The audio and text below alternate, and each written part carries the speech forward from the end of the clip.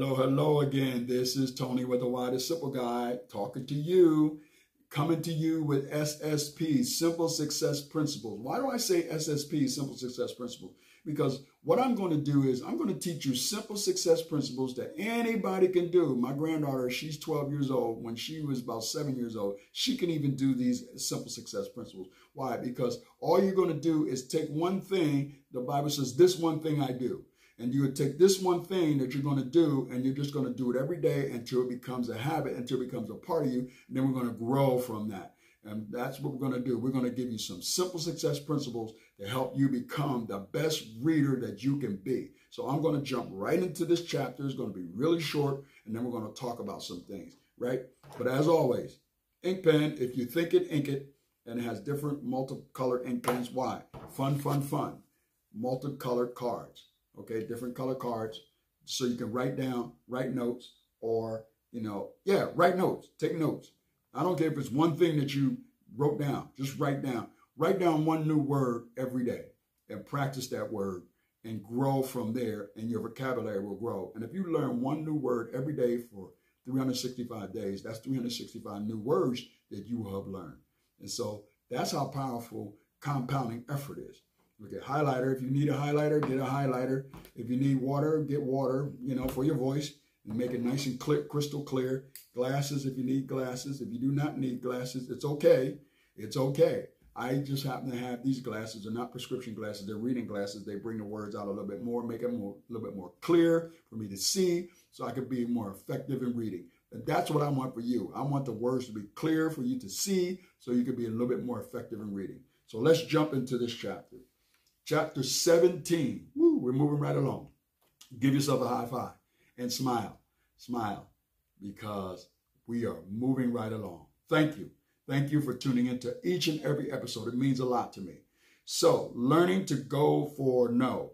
Okay, so he says, so you're really trying to tell me that your willingness to hear the word no made everything you're enjoying in your life right now? Let me make sure. Yeah. Possible, I asked? No, Eric, I'm not saying that at all. My willingness to hear no got me on the right track in my career, but it was my wantingness to fail that catapulted me to the top, he responded. Catapulted is one of those catapults that you whine, and then when you hit the switch, it shoots you way over. So that's a catapult. So basically saying it took me to the top. Okay. I read in the book, I read this in the book, but explain the difference to me again. Sure, a wantingness to fail means a person will tolerate just enough failure to get what they need from life and no more. A willingness, on the other hand, means a willingness to fail means a person will tolerate just enough failure to get what they need from life and no more.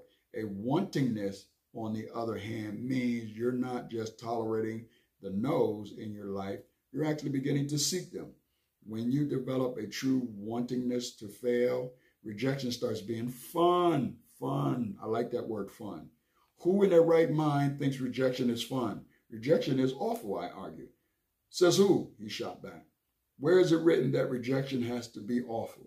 Why can't rejection be only slightly annoying or amusing, or for that matter, exciting or energizing? While we have absolutely no control over the actions of others, we do have total and complete control over how we react. Let me say that again. While we have absolutely no control over the actions of others, we do have total and complete control over how we act. What if we decided to make each no we received and every rejection we encountered something that empowered us? Instead of avoiding rejection, what if we made the decision to seek rejection instead of avoiding no, or perhaps simply tolerating it? What if we went out of our way to actually go for no? Now, this book is titled Go for No, and he's teaching you a principle, okay? A principle that, if applied over a period of time, will lead to success. And he is saying a lot of times what you have to do is you have to embrace the word no when it comes to your life. There's passive no's and there's active no's. And right now you're probably operating under a passive no that's saying, no, you can't read. No, you're not able to read that book. No, you're not able to read this book. No, you're not able to read that sign. No, you're not able to read directions on how to get where you need to go. But you know what? You have to embrace that and say, no, that's not who I am. This is who I am. And so there was a key. It says in this paragraph right here, I'm going to go back to it. He said, let's see. While we have absolutely no control over the actions of others, remember, I talked about the actions of others, right? We do have total and complete control over how we react. So just because a person says you're not able to read, right, that's the actions of others. But you can control how you react to that. And so that's what I had to do. I had to react to people that was coming up against me, telling me that it was impossible for me to get where I needed to go when it comes to reading. And I had to say, no, I can either accept that and embrace that as the truth, or I can say, no, that's not true. That's not who I am. I'm going to move forward. And this way I can read. Let's finish this video out like this. I can. Remember, I talked a couple episodes about being an I can person. I can read. I can learn. I can write. I can write books. I can write songs. I can be a doctor. I can be a lawyer. I can be a physicist. I can be an accountant. I can be the owner of a bank. I can be a bank teller. I can be anything that I choose to be. Right? Why? Because the answer is hidden right here. It says we have no control over what people say, but we do have control over how we react to what they say.